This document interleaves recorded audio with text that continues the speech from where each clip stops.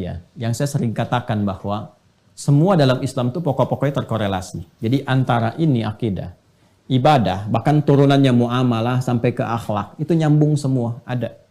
Jadi kalau kita bicara ke manfaat, kalau ini kan mengonfirmasi yang ke sini, ke akidah. Yang tadi itu. Kalau kita bicara manfaat, berarti aspeknya ke muamalah tuh. Ya, khususnya terkait dengan lingkungan. Karena ibadah sendiri adalah praktek muamalah kita dengan Allah, pembuktian kebertuhanan kita kepada Allah. Kalau sudah bicara ke sini, umumnya kan arahnya ke sini nih. Ya, dampak kepada kehidupan kita dalam berinteraksi dengan lingkungan, dengan manusia, dengan kehidupan dan sebagainya. Maka Allah langsung menjawab, Allah sendiri yang langsung menjawab. Satu, manfaat sholat itu pertama, bisa melatih pribadi kita menjadi lebih baik. Menjadikan seseorang insan beriman menjadi baik. Masih ingat seseorang itu jadi baik kalau bisa mengelola dirinya kan? Nafasnya, jiwanya, supaya tidak berdiri sendiri di sifat fujur. Dan masih ingat apa yang saya sampaikan dulu sekali, ya kan? Fujur itu kalau sudah berdiri sendiri diprovokasi setan, wujudnya kan dua. Kalau bukan fahsya, itu mungkar. Fahsya keburukan yang bersumber dari syahwat, pornografi, porno aksi, LGBT, ya, dan turunan-turunannya, kata-kata jorok, kotor, itu fahsya. Mungkar yang diingkari oleh hati, perbuatan-perbuatan nampak, ya mohon maaf sekali, berdusta, kan, merampok, membunuh, menipu, korupsi, dan sebagainya. Ya ini nyogok, itu mungkar. Makanya saat nyogok kan hatinya mengingkari, saat korupsi hatinya mengingkari, saat tipu-tipu hatinya mengingkari, dan seterusnya. Ini mungkar. Nah, sholat, kalau benar mengerjakannya, itu bisa mencegah ini semua. Dan pencegahan diutamakan. Bukankah Anda sih yang mengatakan mencegah lebih baik daripada mengobati? Jadi kalau kita ingin mencegah diri berbuat ini, dan menjadikan secara langsung menjadi baik, bertransformasi kepada soleh baik, maka ternyata latihan dasar pertama itu sholat. Maka dalil yang muncul Quran surah ke-29 tadi, ayat ke-45. Langsung saja kepada intinya. Innas sholata tanha 'anil fahsya wal munkar. Sungguh, perhatikan cara menerjemahkannya. Sungguh, sholat yang dikerjakan sesuai ketentuan dan aturannya itu. Innas sholah, ingat alif lamnya. Terjemahkan alif lamnya. Innas sholata, bukan inna sholata, innas sholah. Sungguh, sholat yang dikerjakan dengan benar itu sesuai dengan ketentuan dan aturannya. Tanha 'anil fahsya'i wal munkar. Maka hasil dari itu bisa mencegah pelakunya dari perbuatan keji dan munkar. Jelas ya? Nah, jadi kalau ada orang-orang yang sholat tapi masih nampak pada dirinya perilaku keji, fahsya dan munkar, dicek ini. Boleh jadi sholatnya belum sesuai dengan ketentuan dan aturannya. Nah, yang kedua, sholat menghadirkan ketenangan kepada jiwa. Lebih tenang. Orang sholat itu tenang bawaan jiwanya. Dan jiwa yang tenang melahirkan pikiran yang cemerlang. Jiwa yang tenang melahirkan perilaku yang menawan. Jiwa yang tenang melahirkan segala ide-ide yang penuh dengan kebaikan dan kemuliaan. Sedangkan di Quran surah ke-13 ayat ke-28, sumber ketenangan itu zikir. Ala bidzikrillahi tatma'innul qulub. Yakinkan pada jiwamu bahwa dengan berzikir kepada Allah itu hati cenderung menjadi tenang. Zikir itu banyak. Baca Quran, zikir. Karena Qurannya disebut zikir. Quran surah ke-15 ayat 9. Inna nahnu nazzalna dzikra wa inna lahu lahafidhun. Karena itu orang-orang yang cenderung rajin baca Quran, cenderung menenangkan. Doa itu zikir. Quran surah ke-7 ayat 205. Wadhkur rabbaka fi nafsika tadarruan wa khifatan wa duna jahri minal qaul. Makanya doa cenderung menenangkan. Kemudian apa lagi? Kalimat thayyibah, astaghfirullah, alhamdulillah, Allahu akbar, subhanallah, itu bagian dari zikir. Ya, fa idza qadaytumus salata fadhkurullah. Kalau tuntas salat, zikir kepada Allah. Quran surah ke-4 ayat 103. Makanya orang-orang yang zikir itu kelihatan tenang.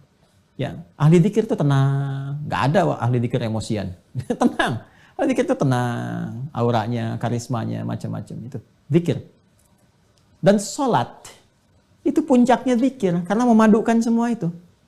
Dalam sholat ada takbir, Allahu Akbar. Dalam sholat ada tahmid, Alhamdulillah. Dalam sholat ada apa lagi? Ada tasbih, Subhanallah, Subhana rabbiyal a'la wa bihamdi. Dalam sholat ada istighfar, Allahumma gfirli.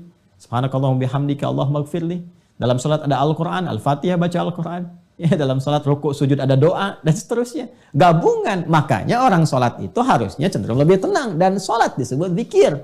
Balik ke Quran surah 20, Thaha ayat 14. Disebutkan ketika Allah mengaitkan salat dengan iman, faedahnya zikir. Innani anallahu la ilaha illa ana fa'budni wa aqimis salata li dzikri. Ya, tunaikan salat dengan benar sebagai zikir kepadaku. Zikir kepada Allah itu puncaknya dalam salat. Makanya salat itu dahsyat. Jangankan salat saat mau dilakukan, tempat salatnya aja bikin tenang.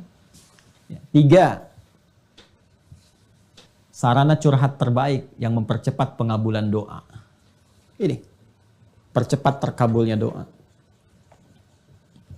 Sarana curhat terbaik kepada Allah. Ya, ingin menyampaikan apa? Curhat kita kan kepada Allah dalam bentuk doa. Quran surah ketiga contoh, Ali Imran ayat 38 sampai 39. Ya, tentang kisah Nabi Zakaria yang divonis nggak mungkin, yang mustahil kata manusia punya keturunan. Nabi Zakaria sudah beranjak sepuh, fisiknya sudah letih, rambut memutih. Ya, istri terutama divonis dengan hal-hal teknis secara medis yang katanya tidak mungkin punya keturunan. Apa yang dilakukan? Curhatnya kepada Allah. Beliau salat. Salat tuh, solusinya salat.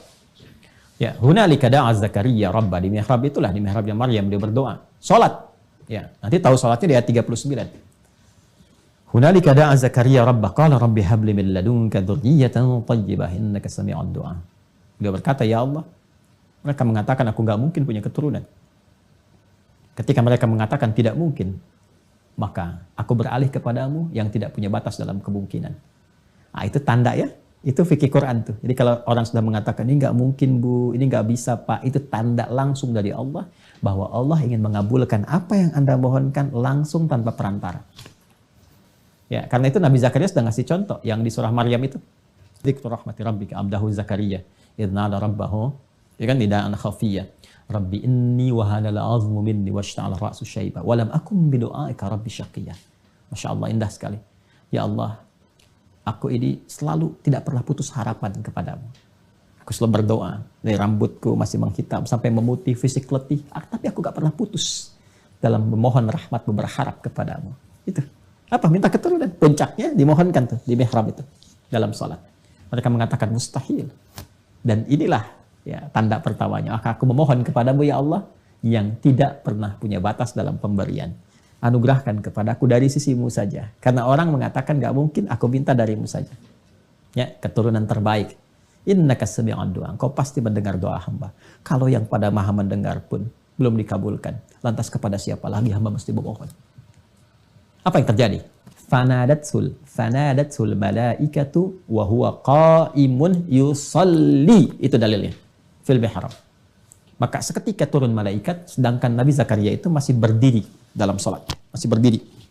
Artinya belum selesai sholatnya. Baru selesai berdoa. Seketika turun, menyampaikan, Annallaha yubashshiruka bi Yahya. Beri kabar, kau akan punya anak. Dapat kabar dari Allah. Jadi kabulkan, akan punya anak. Istrimu akan mengandung. Ya, dan namanya diberikan oleh Allah Yahya. Hidup yang kata orang mustahil. Ada dari rahim seorang perempuan yang divonis secara medis, klinis, monofus dan mandul punya keturunan, kata Allah, gak ada yang mustahil bagiku. Jadi, terjadi. Mudah bagi Allah menjadikan segala yang bisa terjadi. Salat mempercepat hadirnya kesuksesan dan kebahagiaan. Ya, kita gabungkan 4 dan 5, mempercepat kesuksesan dan menghadirkan kebahagiaan. Sukses dan bahagia.